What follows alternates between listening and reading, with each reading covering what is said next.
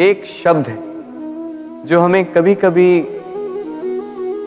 या कहो कई बार सुनाई देता है, स्वार्थ। वो व्यक्ति स्वार्थी है, उसने स्वार्थ में आके ये बुरा कर्म कर दिया, आदि इत्यादि। देखा जाए तो संसार स्वार्थ को पाप का मूल मानने लगा, परंतु क्या स्वार्थ सच में बुरा है? नहीं। स्वार्थ ये शब्द बना है स्व से, अर्थात स्वयं से, यानी कि जिस कार्य में केवल स्वयं का अर्थ हो, केवल स्वयं का लाभ चाप हो, वो स्वार्थ। अब प्रश्न ये उठता है कि आपका स्व क्या है? यदि आपके स्व में केवल आप हैं तो आप अवश्य स्वार्थी हैं। यदि आपके स्व में परिवार सम्मिलित है तो आप परिवार्थी हैं।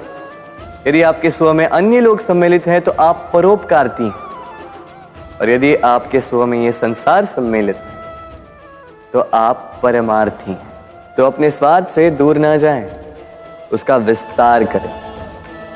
अपने अस्तित्व का विस्तार करोगे तो ये स्वार्थ स्वयं ही परमार्थ में बदल जाएगा। आप इस संसार में ऐसे कई लोगों को जानते होंगे जिन्हें आप स्वार्थी मानते हैं, जो आवश्यकता पड़ने पर ही आपको स्मरण करते हैं, किंतु जैसे ही उनकी आपके सहायता की आवश्यकता पड़ती है, हाथ जोड़कर आपके सामने सज्ज रहे।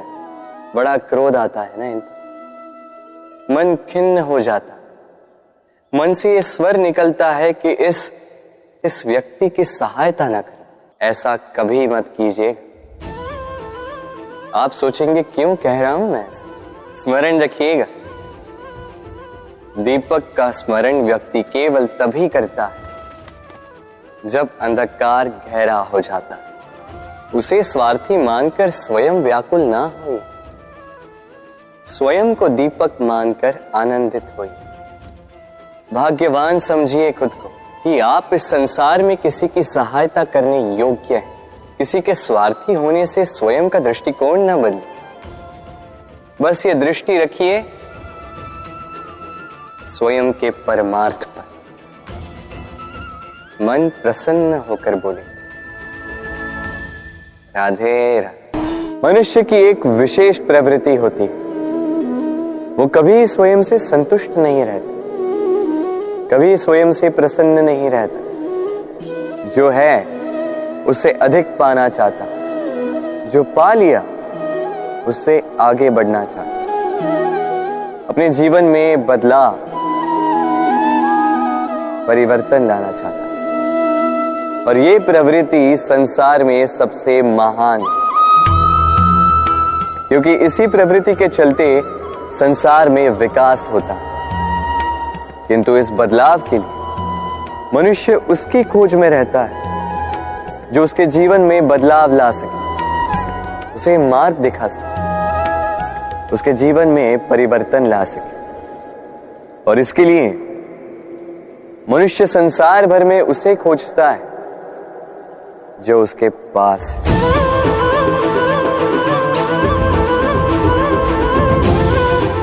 बताइए कौन?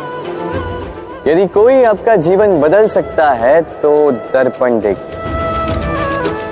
वो आप स्वयं है जो आपका जीवन बदल सकते हैं। वो आप स्वयं है जो स्वयं को मार्ग दिखा सकते हैं, जीवन में बदलाव ला सकते हैं, परिवर्तन ला सकते हैं। इसलिए पहचानिए अपनी भीतर की शक्ति को और विश्वास कीजिए कि इस संसार में आपसे अधिक शक्तिशाली और कोई नहीं। जीवन बदल जाएगा। और अंधविश्वास का नहीं, आत्मविश्वास का हाथ थामिए। आपकी समस्याएं स्वतः दूर हो जाएंगी। मन बड़ी ही विचित्र कृति है। ये मन शरीर के किस अंग में बसता है कोई नहीं जानता, किंतु संपूर्ण शरीर इस मन की इच्छा साकार करने के लिए प्रयास करता रहता है। अब यदि मन कुछ खाने का करे तो व्यक्ति उसकी वनो उपवनों की इच्छा साकार करने का माध्यम ढूंढता रहता है। अब यदि मन किसी को शत्रु समझ ले तो व्यक्ति उसे नष्ट करने का हर संभव प्रयास करता है। अब यदि मन किसी से प्रेम करे तो उसकी प्रसन्नता के लिए हर सीमा लांघने के लिए सज्ज रहता है। परंतु जीवन सुखद हो इसके लिए आवश्यक है कि मन खाली हो। इस बांसुरी की भांति भीतर कुछ भी नहीं, न राग है न द्वेष, तब भी तार छेड़ने पर स्वर निकलता है। इसी प्रकार मन को भी भावनाओं से मुक्त रखना आवश्यक है। स्मरण रखिए, मन में कुछ भर के जियोगे तो मन भर के जी नहीं पाओगे। भूल और मनुष्य, इन दोनों का संबंध कुछ वैसा है जैसा पंख और चिड़िया का, जैसा धारा और नदिया का। यदि भूल मनुष्य के स्वभाव का इतना महत्वपूर्ण अंग है तो आप सोचिए, इस पर लज्जा क्यों? इस पर लज्जा करना ठीक है ही नहीं। वैसे देखा जाए तो भूल हमें स्वयं को और श्रेष्ठ बनाने का अवसर देती है, पहले से अच्छा प्रदर्शन करने की प्रेरणा देती है। अब कदाचित आप में से कुछ इस बात से सहमत नहीं हो, क्योंकि बहुतों की दृष्टि में भूल दोष को जन्म देती है, दोष अपराध को, और अपराध के लिए क्षमा नहीं दंड मिलना चाहिए। किंतु क्या आपने कभी सोचा है कि ऐसा क्यों होता है? क्या कारण है इसका? इसका कारण है भूल स्वीकार करने से बचना। यदि आप कोई भूल करोगे और उसे स्वीकारोगे नहीं तो वो भूल दोष में बदल जाएगी और वो दोष अपराध। तो साहस रखिए, अपनी भूल को स्वीकार करना अपनी भूल को सुधारने की दिशा में सबसे पहला कदम होता है। और स्मरण रखिएगा, यदि कुछ अपराध है तो वो है समय पे अपनी भूल ना स्वीकार। हमारा शरीर प्रकृति की सर्वोत्तम रचना है। जो अंग, जो तत्व हमें मिले उन सब का अपना अपना एक संदेश है। दो आंखें दी हैं देखने के लिए, दो कान दिए हैं सुनने के लिए, नथुने भी दो हाथ दिए हैं दोहरा परिश्रम करने के लिए, किंतु जीव केवल एक। उस पर भी नुकीले बलिष्ठ दांत दिए हैं उनकी रक्षा के लिए। कभी सोचा है क्यों?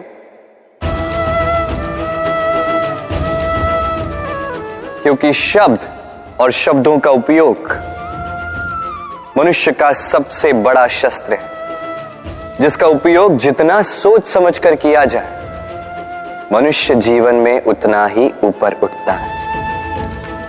तो समझे ना? देखो, सुनो, समझो अधिक, बोलो कम।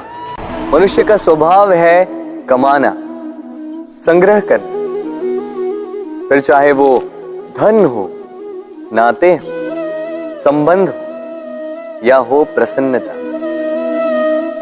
परंतु क्या आपने कभी सोचा है, नियति ने यह संग्रह करने की प्रकृति मनुष्य में क्यों डाली? एक बीज से पौधा पनपता है, उसके भोजन से फल संग्रहित होता है। क्यों? इसलिए ताकि वृक्ष उसे स्वयं खा सके? नहीं, बल्कि इसलिए ताकि वो भूखे जीवों में बांट सके। अब आप पूछेंगे कि इसमें वृक्ष का क्या लाभ? लाभ है, क्योंकि जो बांटता है वो मिटता नहीं। जो फल ये जीव खाते हैं वो उसके बीजों को वातावरण में बिखेर देते हैं, जिससे जन्म लेते हैं नए वृक्ष। उसकी जाति, उसका गुण, उसकी मिठास अमर हो जाती है।